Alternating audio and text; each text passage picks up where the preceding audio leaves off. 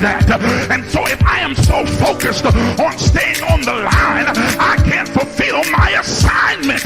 But my God is big enough to handle my fault, my screw ups, my mess ups, because he's already prepared for what I might do. He knows what I'm going to do before I do it, and he already made preparation for me before I get there.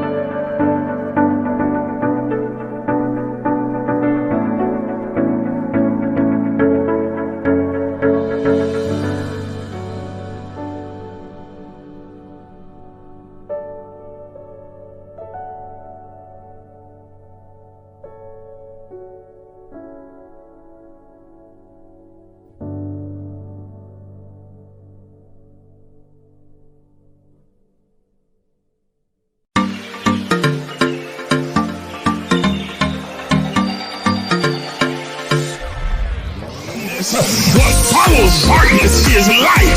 That darkness is the indicator that light is getting ready to shine. So there it is in Genesis, when darkness was upon the face of the deep, and God in the spirit form moved upon the face of the waters, and then God said, let there be. Because darkness precedes the light. Are you understanding what I'm saying? But he needs the darkness there so that God can move upon the face of the deep, so that the shift can take place. Let's look at your neighbor and tell your neighbor that shift take place in the darkness. Y'all didn't hear what I just said. Everybody's not going to see the shift that's happening. They see the chaos, but they don't see the shift. They see all the craziness going on in your life, but they don't understand that underneath the darkness, God is moving in secret. He's moving in quiet. He's moving in the hidden places. He's moving in the cracks and the corners and the crevices. He's moving in places that you cannot see. And when the light comes, they're going to see a new order.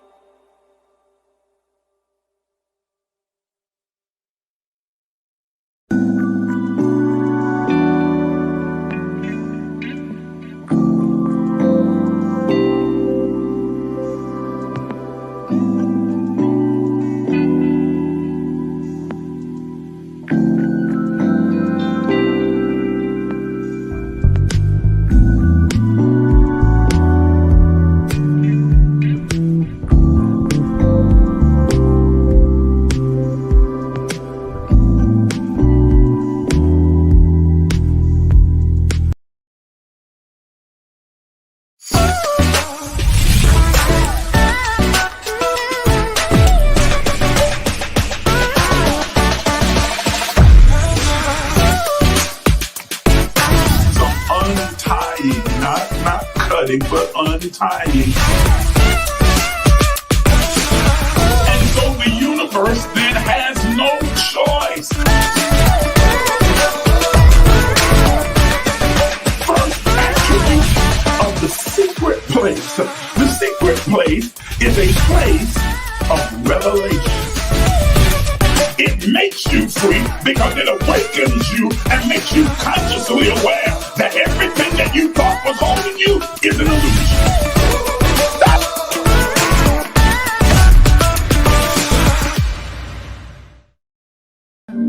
Good evening, everybody. Good evening. Thank you for coming on and for joining me in this conscious conversation that we are going to have tonight. Welcome to Emerge, where we're empowering people on their journey towards spiritual wholeness. I'm Isaac J. Miles, the senior, your host, and I'm so glad that you decided to come and join me tonight. I'm really looking forward to having this conscious conversation with you. For those of you who are normally with me, I know we were supposed to be on yesterday morning, and the circumstances beyond my control, I wasn't able to come on. But I am here tonight, and I know we need to kind of make up for some lost time. So I'm going to be on every single evening this week, Monday through Friday. I'm going to come on every single night. It may not be for very long, but I will come on and we're going to have a quick conversation or a in-depth conversation, if you will, expansive conversation on varying topics that will help to empower you, to strengthen you, to remind you, to encourage you, to help you to remember, recalibrate, rethink, revisit some things, and then began to orchestrate and strategically lay out the kind of life that you want to curate for yourself. That's what this is all about. That's what this platform is about. That's what we're doing. My purpose, my goal is all about. I am here to help you to be able to create and curate the best version of yourself and the best life that you can possibly experience in this three-dimensional world that we call Earth. I want you to have your best life. I'm not concerned with all of the other minutia and all of the other craziness and silliness that floats around in the atmosphere, that's going around in society right now, or that especially seems to permeate, saturate, and inundate social media. I am concerned about giving you the keys, the tools, the patterns, the principles, and the practices that you need in order to be able to create the kind of life that you most desire. That's all that it's about. That's what I'm for. That's what my mission and my goal is. I'm not anti anything. I'm not against anything.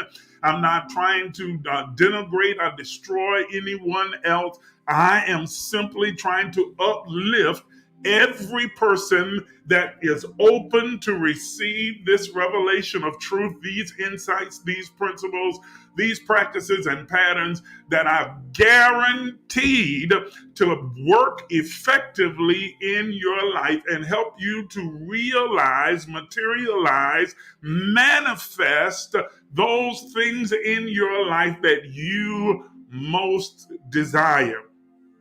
That's all that it's about. I'm not about gossip. I'm not about trying to denigrate or embarrass or humiliate. I'm not trying to belittle or to denigrate anyone else. What I am trying to do is empower you. Those who are hungry to be empowered, to learn, to grow, to expand your consciousness, to expand your reach, to be stretched to the outer limits of what you have ever believed or thought that you could step into, to expand you and help you to step into the infinite possibilities of your own divinity. That's my assignment. That's what my purpose is. That's the meaning behind this entire platform. And I hope that you'll join me on this journey and that you'll take part in every single session, empowerment session that we have that is designed to be a blessing in your life. And that's the reason they're called empowerment sessions. Empowerment sessions, not gossip sessions, not put down sessions, not denigration sessions, not blowing off steam sessions or anything else along this line, venting sessions, but empowerment sessions that are designed to give you what you need. And listen, I fully understand that even though we are all one, we are all emanate from the same divine source that is God. Therefore, we are intertwined, interconnected, and one with God and one with each other. That everything that we do, though, is filtered through our individuation of that divine spirit in us. It is filtered through our own soul and its experiences that have shaped it and shaped the parameters, set the parameters of its thoughts, its perception, its understanding. I say that to say that by no means am I ever trying to put forth the idea that I have the answers to everything and that everything that I say it absolutely applies to everybody. I try to make sure that I'm as accurate as I possibly can and that I present things in a manner that can be applicable to the general public. But even in that, my greatest attempt, it is filtered through my own lived experiences and my experience with the divine within me, through me, and as me. So you eat the fish and you spit out the bones. If something applies and is applicable and helpful to you, take it, run with it. If something doesn't quite sit right with you, then discard it or set it to the side, mull over it, investigate it, ask questions, and do what best suits your life, because it's all about you. It's about you living your best life, and no one knows what's best for you better than you. Let me say that again. Goodness, that's a good statement right there. You should write that one down and say it to yourself. Make a little note out of it and stick it up on your door, your mirror, or wherever you'll see it on your refrigerator. No one knows what's best for you better than you. You know what best serves you. You have an innate, divine, intuitive knowing when something aligns itself and resonates with your spirit. And you know that it is designed to elevate you, to challenge you, to stretch you, to push you forward or pull you out. You know when a word that has been spoken is designed to hit you right in the center of your core being and to begin to elevate you. When you hear that truth, know that truth, when you are intimately acquainted or encounter that truth makes you free. You shall know that truth. You shall recognize, perceive, understand, and it will resonate with you. And that truth, the way that you are able to discern the truthfulness of it for you is because that truth will make you free. It will not lead you into bondage. It will not lead you into confinement, constrainment, but it will liberate you. It will free you. It will elevate you. It will push you into a higher vibrational realm, a higher realm of thinking, perceiving, and understanding and knowing. It will push you out into the infinite possibilities of your life. That truth will resonate with you at your core. So when you hear it, receive it, embrace it, and then begin to live it out and allow it to fully express itself in you. Amen. Amen. I was actually just talking. That's not really the topic of conversation for tonight. I just felt the need to go down that road and to really explain what this platform is about every now and then. I want to make sure that people really get a clarity of understanding so that when you come to this platform or when you're scrolling through Facebook, scrolling through YouTube, and you happen to see my face on the screen, you know what you're going to get when you tune in. You know that you're going to receive words of encouragement, enlightenment. You're going to receive a word that's going to help you, that's going to elevate you, challenge you, push you, that's going to expand you. You know you're going to join in a conversation of others with others of like mind who are desirous of growth and evolution and who are taking quantum leaps forward. You know that you're stepping into a safe space where you're not going to be judged or belittled or begrudged or denigrated or put down. You are stepping into a space where you are loved and accepted and understood, and you can speak freely, express yourself freely as we all journey through this thing called life together, walking our individual paths toward the destiny that we've determined for our own lives. That's what Emerge is about. Our motto simply says that we are empowering people on their journey toward spiritual wholeness. That's it. That's what it's about. That's the central core, the substratum, the foundation of everything that we discuss in this place. Thank you for those of you who are tuned in. Listen, I'm going to ask you before we get into it. I've kind of danced around the edges of what I want to talk about tonight, but before we get deep into it, please take a moment and share and tag as many people as you possibly can. Toya's already doing it. She's always tagging a whole bunch of people. If everybody you tag, Toya, would actually tune in, man, we would have over 200 or 300 people in this space, because I mean, you just tag up a storm. I really appreciate that. I really appreciate your support. All of you, if you will tag someone and share this broadcast on your page. And I don't know if Facebook allows you to do watch parties anymore or not. At one point they were doing that, where that you could put the video on your page and host a watch party. And so everybody who was on your page would jump on.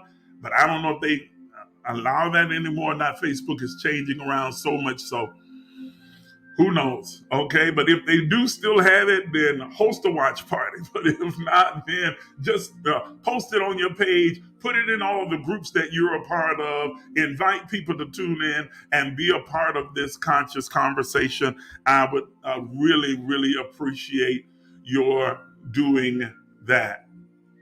Okay?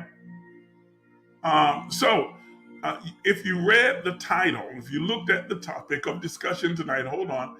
Okay, good evening. Oh, okay. Everybody just saying hello and how you doing. That's good. I was just going through the comments to make sure that I didn't miss anything. All right. Then you saw that tonight I wanted to talk about turning light into darkness. And I know that sounds counterintuitive, and you're looking at it going like, what? Turning light into darkness? Why would anybody ever want to turn light into darkness? And you wouldn't. And that is the whole point. What I want to hone in on tonight is something that I've sort of noticed taking place, a trend that's kind of running, a fad, if you will. I think that it is a deception and a trap that is happening amongst those of us who have began to experience this great awakening that's taking place. You've heard me say on several occasions now, since the end of last year, all throughout the beginning of this year, that we are in the midst of one of the great awakenings of our existence in this three-dimensional earth. From the time that the earth began up until now, there has never been a greater awakening than what we are experiencing right now, a grand, expansive awakening where more and more people across the globe are starting to awaken and become more enlightened about their own personal divinity, about their individualized expression, unique expression of God as them or you and I. Each of us representing a divine, unique expression and experience of God. That each of us are tethered and tied to the divine source that is God, the omniscient, omnipotent, omnipresent one, that we are omniactive and we are filled with all of its traits, its being, and that in our lived experiences, we allow God to experience itself in a unique form, each of us as individuals.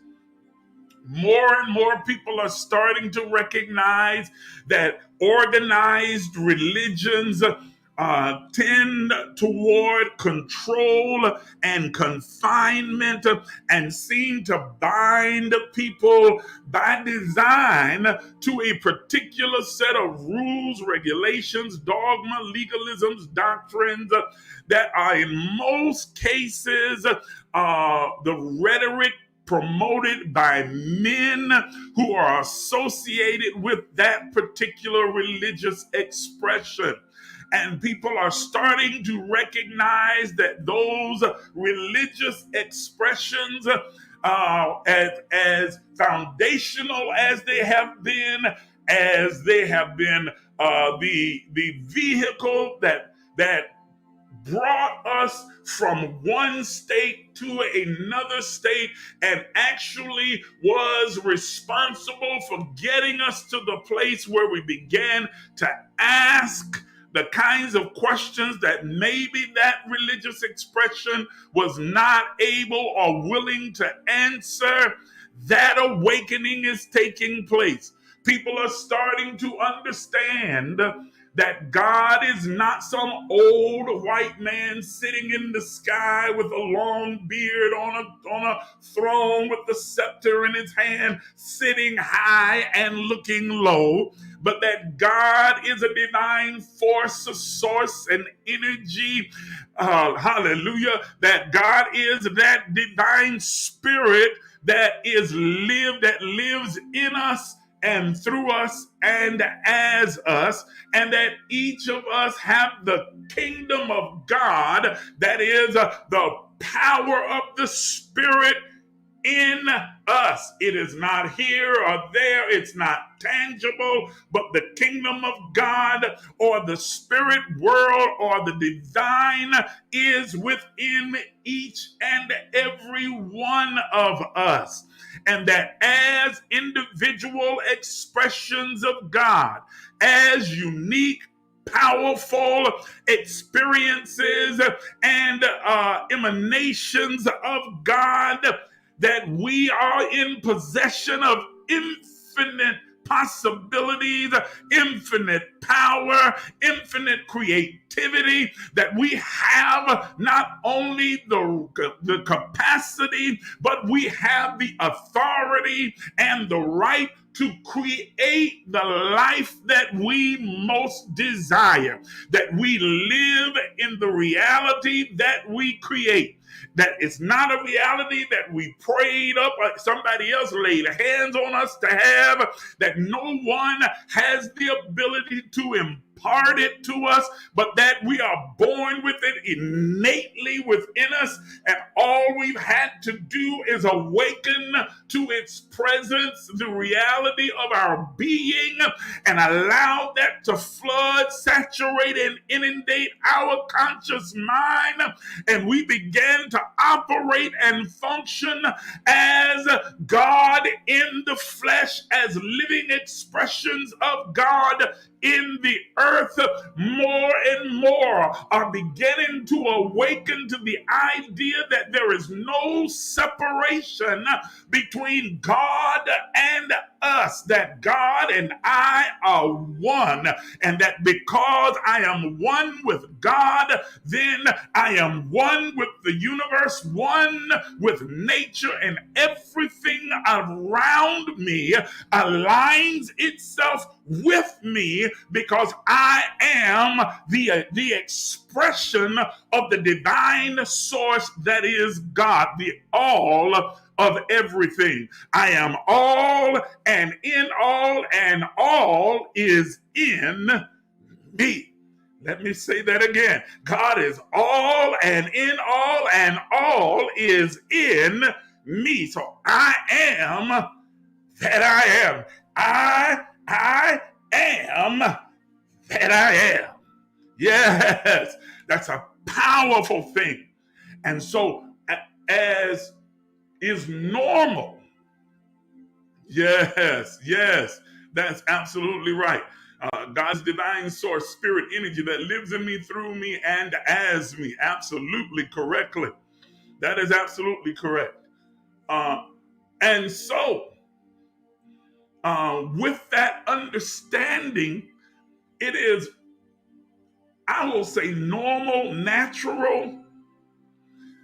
It's become a part of our human nature that when something no longer seems to serve us and we become consciously aware that it no longer serves us, we have a tendency to not just walk away from it, evolve from it, through it to the next, but we then seem to feel like we need to denigrate where we were in order to appreciate where we are. This, ladies and gentlemen, is turning light into darkness. Because if you're not careful, please hear me. Please hear me. I'm trying to make sure I help and empower those of you that tune in and listen to me faithfully. If you're not careful, you can find yourself becoming what you left, becoming what you denigrate, becoming what you now reject. You leave a religious structure, order, ideology in order to create another religious structure or ideology, because what you do now is begin to, if you will, let me use a vernacular term, look down your nose at others who may not be as enlightened or have evolved to the place where you have. Now you've gained this knowledge, this insight, this understanding, this revelation. You can regurgitate it, recite it. You've done a little research. You understand this piece, that piece. You now are able to, point out these flaws, this flaw, this thing that was wrong with this, that, or the other. And before you know it, if you're not careful, pride sets in, and you can begin to carry yourself as an elitist, and you become anti. Are you hearing what I'm saying? You become anti-Christianity, anti-Islam, anti-Judaism, anti-Buddhism, anti-Hinduism, or anti-whatever religious persuasion or ideology that you once practiced that was responsible for keeping you and carrying you to the point of your awakening. Now, it's as though it was that entire experience was absolutely horrific and hellish and terrible and horrendous, and everything about it is evil and bad. I grew up in the Christian church. I was raised with Christian beliefs, ideas, concepts, perceptions. I believed all of the things that were taught in the Christian church, even those things that didn't quite sit right with me, I had questions about, but I accepted it as face value.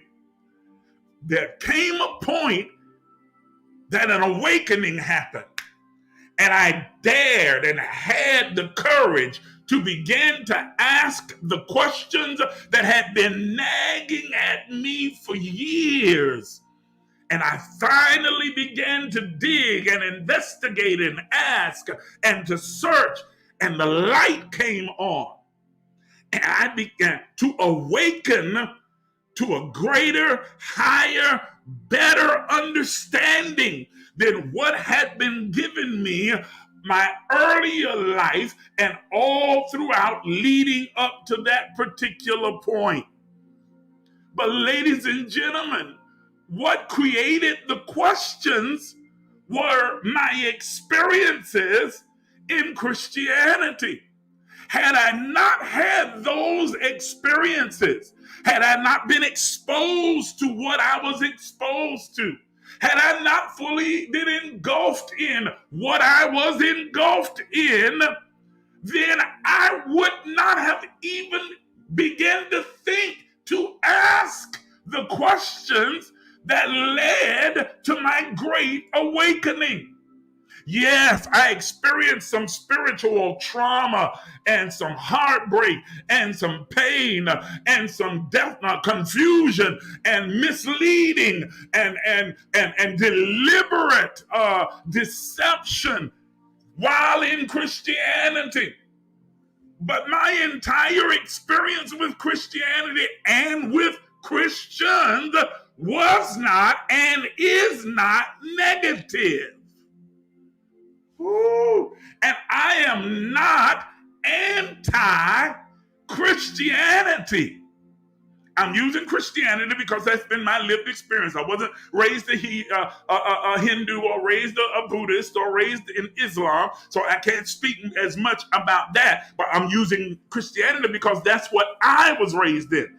And so because I have now awakened and become more enlightened, it would be foolish of me to take the light that is within me and now turn it to darkness by allowing it to be polluted by pride, by arrogance, by bitterness. Are y'all hearing maliciousness? Are you hearing what I'm saying? You don't have to be anti anything in order to be for something else. Let me say that again. I said you don't have to be anti everything or anything in order to be for something else. Because it's no longer working for you does not mean that it has no usefulness. Because the same usefulness and same, what's the word I'm looking for? Ooh. But the same way it served to bring you to the point of enlightenment that you are at now, it can and does do that for others. Now, wanting to enlighten your friends, loved ones, brothers, sisters, cousins, others that you come in contact with, wonderful. But you can enlighten without denigration. You can inform without being malicious. Are you hearing what I'm saying? I noticed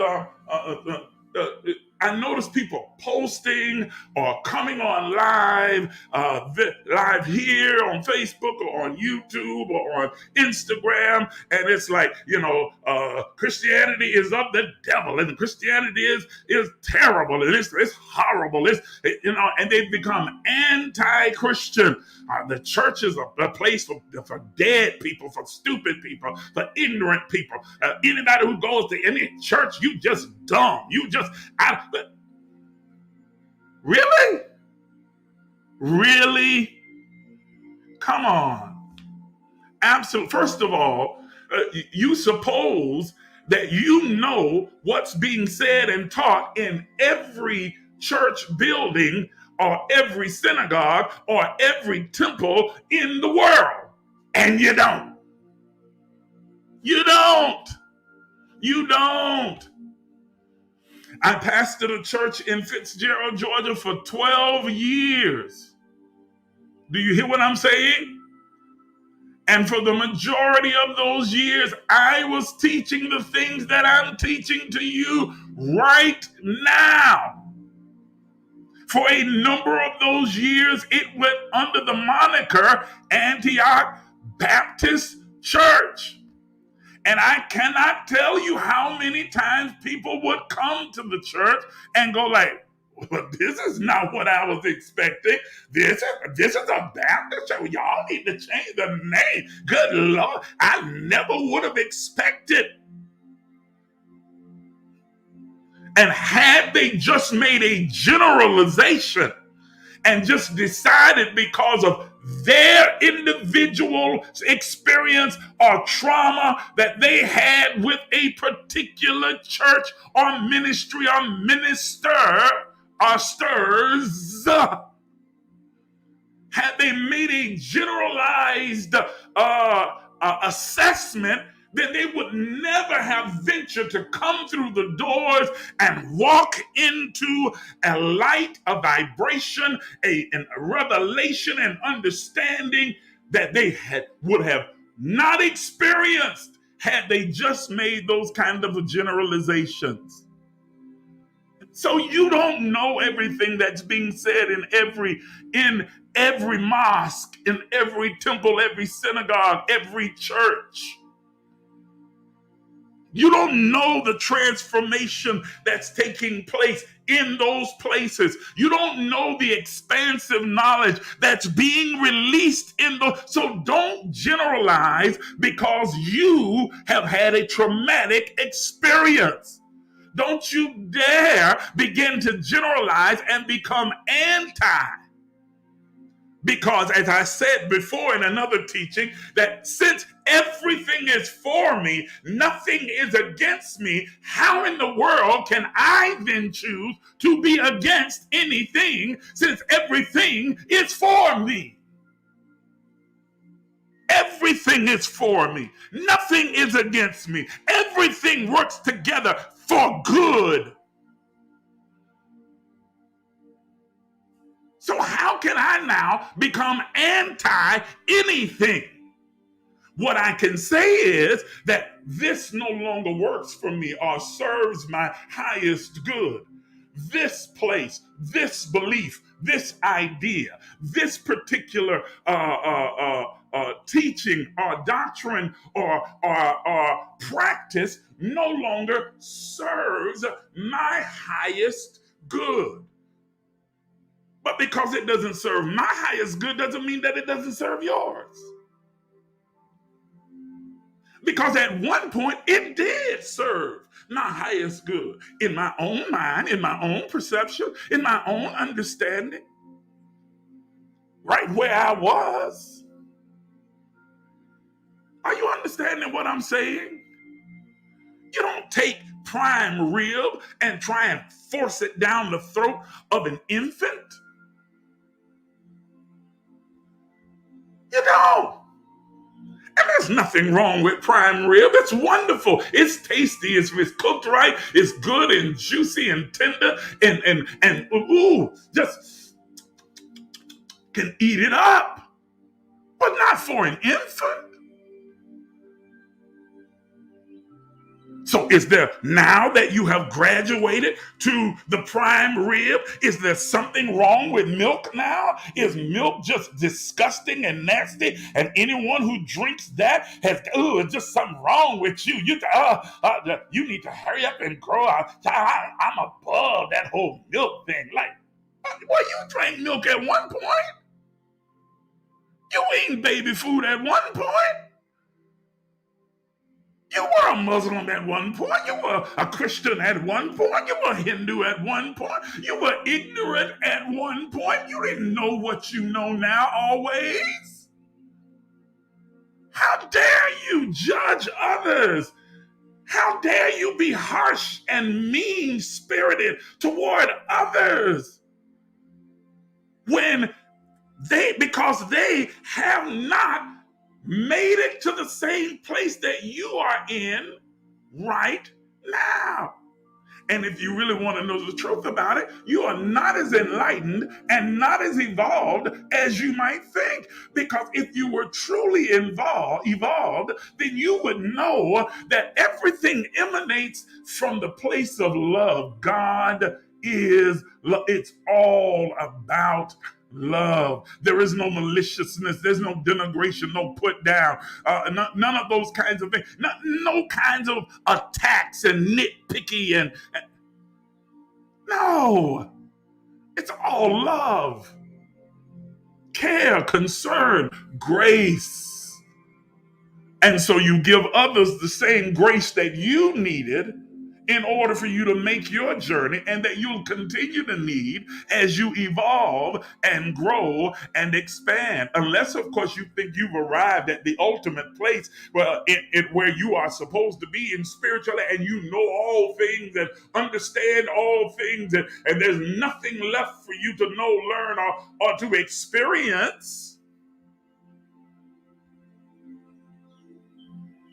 You become arrogant if you begin to now judge another person's walk, their journey, their path, based upon where you are versus where they are. No, you turn light into darkness. You went from the darkness to the light, right back to darkness again. And so you become the very thing that you despise. Because now, just like those other religious ideologies that said you have to believe this way or you are lost and you going to hell and the devil got you, or you going to be destroyed, or this is going, you cursed, or you this, that, and the other. You are doing the same thing and saying, well, if you don't believe and understand what I'm saying and accept what I'm saying is true, then you are ignorant and you are stupid and you are lost and you are in bondage. Are you hearing what I'm saying? Are you hearing what I'm saying? We have to be careful not to turn the light into darkness, not to become what we have evolved through and from, but to keep the light shining for those who are still walking the path, who may be coming behind you. Well, do you want them to come out with light and love, or come out with the same anger and bitterness and resentment that you have? Oh no, oh no, oh no. I'm not angry. I'm not bitter. I'm not resentful at all. I'm not being malicious. I'm just pointing out the facts. I'm just trying to show people the truth. Yeah, but you can serve a steak on a plate, or you can serve it on a garbage can. It's still a steak. But which one do you think people want to eat? The one on the garbage can or the one on the plate? Presentation matters. How you behave, how you act, how you put yourself forward, the things you say, are they seasoned with salt? Are they seasoned with sweetness? Or are they always stinging, biting, malicious and mean, hateful, antagonizing?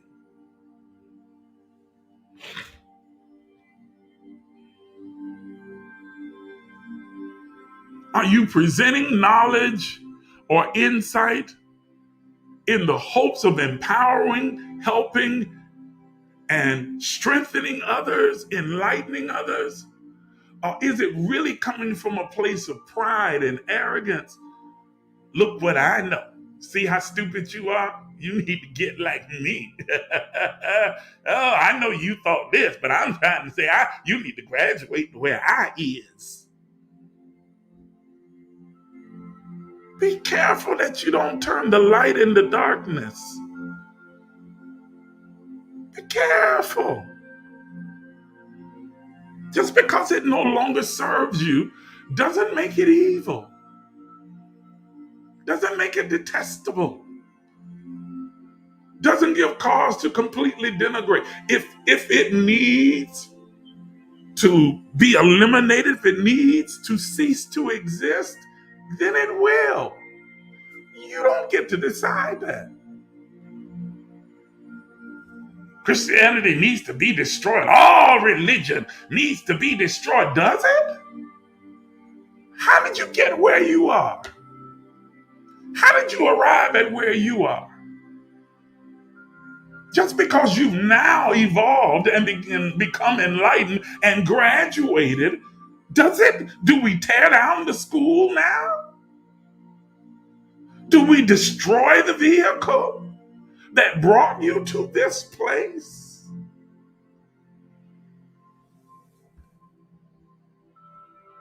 Everything has a purpose. Everything has a designed purpose in the earth. If there was no purpose for it, it wouldn't exist. It exists. Let me say that again. If it had no purpose, it wouldn't exist. It exists for a purpose. Everything has purpose. Nothing is an accident. Nothing is a coincidence. Nothing just happens. It's not happenstance. Everything has purpose. You were born at the time and the date that you were for a specific purpose, in the place, to the parents, in the family, in the city, in the state, for a purpose. You went to the schools, had the experiences that you had for purpose. All of it designed for you, specifically laid out and designed for your life. You would not be who you are now without all of the different experiences and exposures that you've had. It all serves a purpose. You understand me? And so how do you look now, denigrating, destroying, maligning the thing that served a purpose in your life? The law of perpetual transmutation that we talked about in our last session says that I take that energy, as dark as it may have been, and transmute it. And without the dark matter, that dark energy, I'd have nothing to transmute into form that best serves me. So I'm grateful for that dark energy. Or to put it in colloquial terms, in the words of my dear friend Andre Crouch, that if I never had a problem, then I wouldn't know that God could solve them. I wouldn't know what faith in God could do. So through it all, are you understanding? Huh? And he was essentially saying that every piece of my life serves a purpose. And so I don't despise any of it. I don't reject or regret or belittle or malign any of it. Because it is all intertwined, interwoven, working together for my good. Even your religious experiences, your religious background, your religious trauma was designed and orchestrated for your good. It was your trauma that caused you to begin to question everything and began the process of your awakening. So is it something I should despise or be grateful for? When I adapt and embrace the attitude of thankfulness and gratefulness, then it changes my perception of everything. And I begin to see the for me rather than against me. Since God is for me, who or what can be against me? And since God is for me, in me, through me, as me, what should I be against?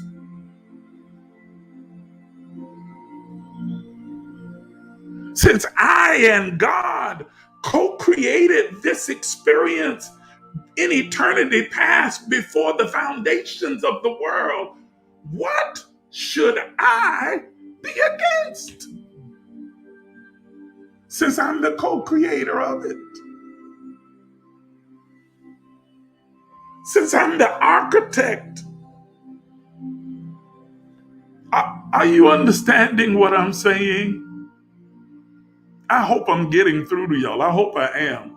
I hope I'm getting through. Let me go to the comments real quick. I hadn't been paying attention. So let me go over here real quick to see. Because I'm hoping that I'm getting through. I'm hoping. I'm the divine expression. Oh, I am the expression of the divine source that is God. God is all in all, and all is in me. I am that I am. Amen. That's what happened to me to get where I am today. Yes. Had the courage to ask questions. Yes. Yes. Those experiences are what gave us the courage to ask the questions. You don't have to be anti anything in order to be for something else. Man, if I don't say anything else, man, you need to really wrap your mind around that. You don't have to be anti anything in order to be for something else, for whatever best serves you at this moment in your life. And guess what? Guess what? What serves you best now in this moment may not serve you best in the next. Are you going to now malign this moment and what served you now? Because now you've moved on to something that serves you more?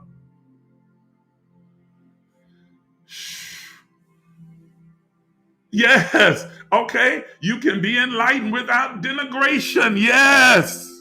Yes. Okay. Y'all getting this. Y'all getting this. Y'all getting this. Teresa says, I was dedicated to the service of those ministries where I was when I was there. I was too. And I embraced, and yes, I preached the doctrine that had been taught to me, and I accepted it and believed it, even when it didn't really sit well or resonate with my spirit. I sent more people to hell than you can ever imagine. Every sermon I preached, I was sending folk to hell. And I was calling homosexuals everything from bulldaggers and dykes to sissies and punks and nasty, disgusting abominations. And man, I could send you to hell with the best of them. Never mind that I was just as nasty and doing just as many crazy and what we call ungodly things as anybody else was, because I'm telling you, yeah. Oh, Ashando Bohosa. Yes. But I was committed to it because that's what I was taught to believe. And I didn't dare question it, so I held to it and I promoted it. I repeated the same rhetoric.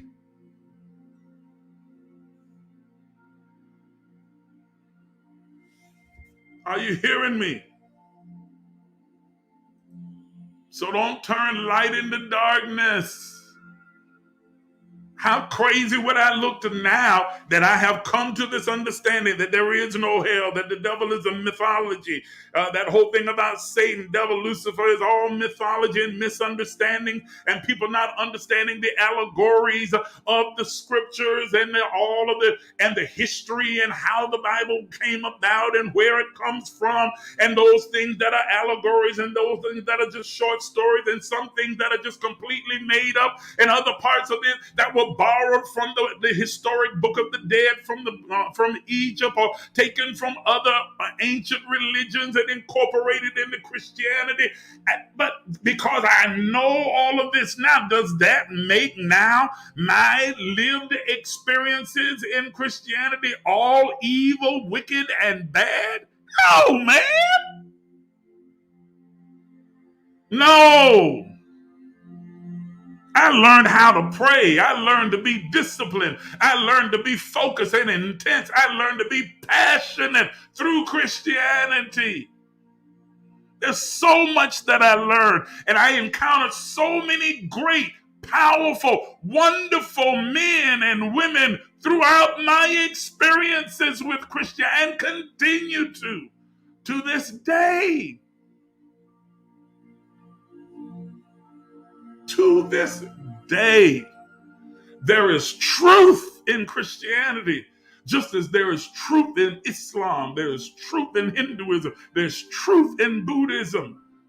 There is truth in all religions. None of them are evil, wicked, and demonic and destructive. No. Human behavior can be very destructive. Choices and decisions that we make as humans can be very destructive. But we're not victims. So we're not looking for something external to blame.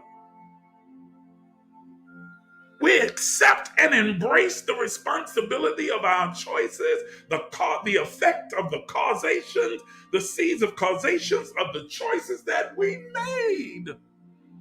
And now, with clearer understanding, we make better choices, giving ourselves the grace for the choices that we made before that may have been a little less wise, and therefore offering others that same grace. Woo! Yes, Teresa says, as I say, I wouldn't take nothing for my journey now. Amen. I haven't heard that statement in a long time, but that's the truth. I wouldn't take anything for my journey. Yes, when we learn better, we do better. Exactly. Exactly. That's all of us. That's all of us. When we learn better, we do better. I just came through. That sounds almost like it was something tumultuous. No, it wasn't. I just experienced, rather, what I said to you guys before. I think I talked a little bit about it, talking about conversations with God. This extended, broad, comprehensive conversation with God over a period of weeks. Well, it actually turned into months. And there were things that were told me that I came to an understanding of, an enlightenment of, that I still haven't shared with you all yet, and I'm going to get to as much of it as I possibly can. All of it, I am, just over a period of time, that just completely expanded my understanding, my conscious awareness of things, totally contradicting what I thought I knew before. Well, does that conversation, that information now make everything that I thought I knew before evil or wicked, even though it might be obsolete?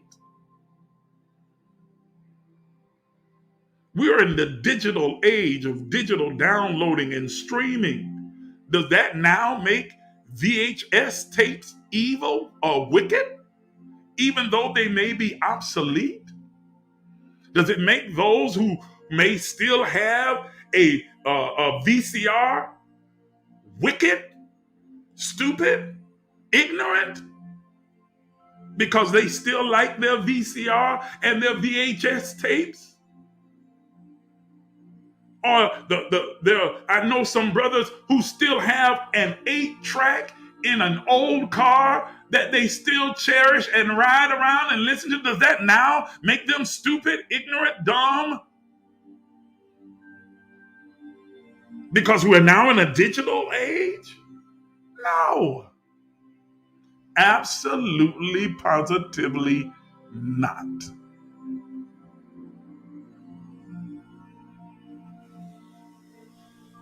Are you hearing me?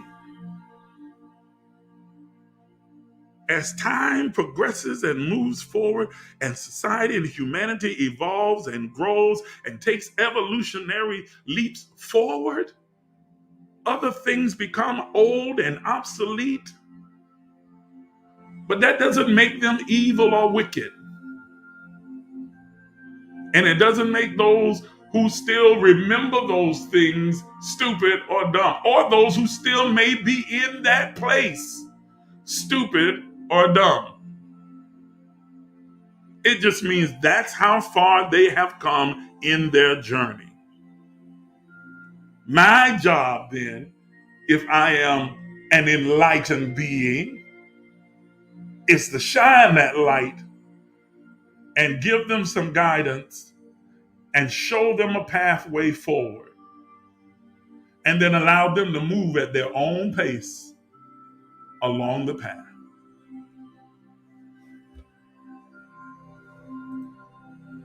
We're not victims, and look not to external sources to blame, but with clearer understanding we make better choices. Yes, yes, yes, yes. Amen. Okay? So be a light. You are the light of the world. Isn't that what the Bible says?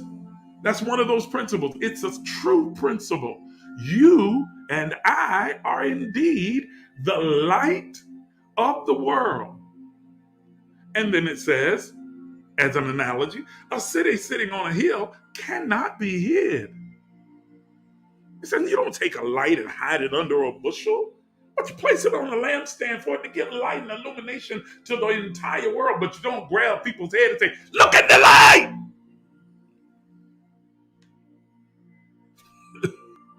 You simply shine the light. Be the light. Be love. Be grace. Be peace. Be kindness. And people will see that light and gravitate toward it. Or as my grandma used to say, if you catch on fire for Jesus, somebody will see you burning.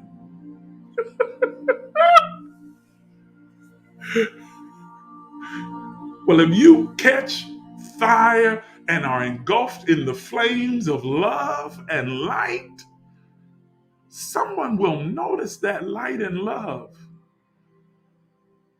You don't have to grab their head and force them to look into it. You don't have to denigrate and belittle and malign them or their beliefs, their ideas, their thoughts, their perceptions. You simply present the light and let the light itself do its perfect work. Otherwise, the light that is in you can become darkness. There's a passage in the Bible, I think it's Matthew chapter 6, where Jesus is purported to have made this statement. The light of the body is the eye, not the eyes, but the eye. Okay? That spiritual, intuitive knowing.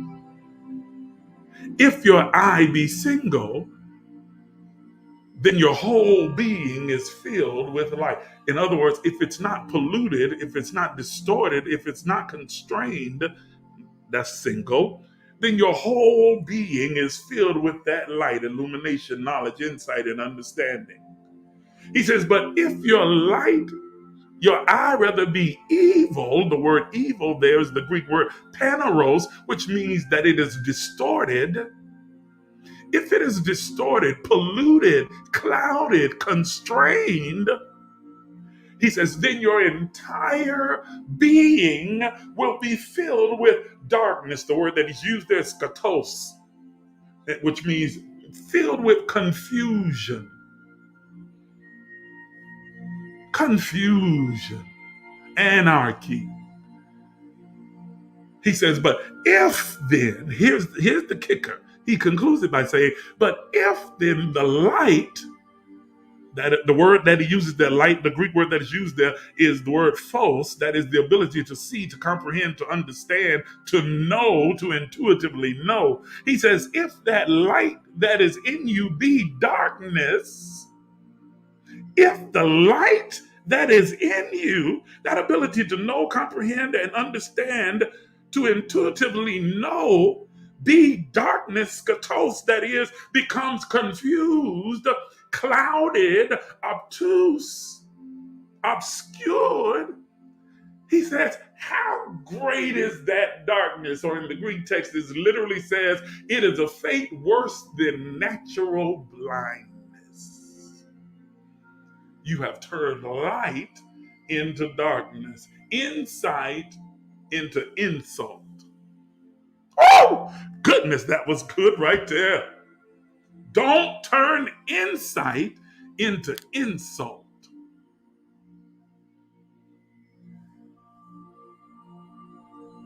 Man, that's good. That's good. I'm going to close with this. I'm going to read a passage from my book, Words to Live By, Volume 2. This is the new one, Words to Live By, Volume 2. Your thoughts, words, and actions are the seeds of causation that create specific effects resulting in the manifestations of your life experience. So be careful of your thoughts, your words, and your actions. Guard your light. Make sure that it's luminous, because it will create your lived reality and experience. Don't let your insight become an insult.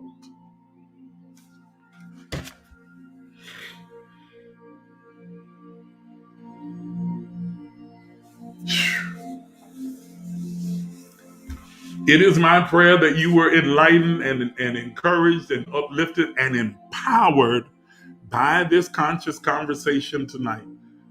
I absolutely pray that I got through to you, that this conversation was food for your soul, nourishment for your being, gives you something to think about, ruminate over the entire week.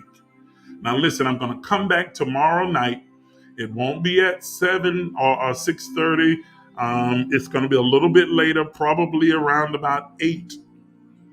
It has to be 8. I've got other responsibilities and obligations. But I'll be back tomorrow and the next night and the next night and the next night, all the way out till Friday. And we're going to go a little bit further. We won't talk about this, what we talked about tonight. We're going to talk about something else. I'm going to delve into this conversation, extended, broad conversation that I've been having with God. And we're going to begin to talk about some of the things that I was exposed to. And so we'll get into that on tomorrow night. We'll start going a little bit deeper. So come ready to jump in and have a good conversation, intense conversation, to ask questions and give your insight and your input and understanding as well. And we're going to just have a grand time together. Try and be with me every single night if you can. If you can't, catch it on the replay. I understand. But thank you so much for all of you who tuned in tonight. If you want to sow a seed tonight, please do so. You can use any of the means that you see on your screen. Tonight will be the last night that you'll be able to use PayPal. I'm going to discontinue PayPal. Like I said, they've got some funky things going on with that whole entire app now that is becoming a problematic for us. So I'm just going to go ahead and discontinue that altogether. But you can use it tonight if you want to, those of you who have been accustomed to using PayPal. But I'm going to encourage you to use our Cashapp or use Zelle. to give tonight, to express your generosity. I thank each and every one of you for your financial support and helping to build and expand this platform and keep it going, and to express your love and appreciation for what we do here on this platform. Thank each and every one of you. Thank you for tuning in tonight. I will see you tomorrow night. My inbox is always open. Those of you who have my number, you know you can text me anytime with any questions in our comments or concerns that you might have. I look forward to seeing you tomorrow night. Until then, have an absolutely wonderful, stupendous night. Bye, y'all.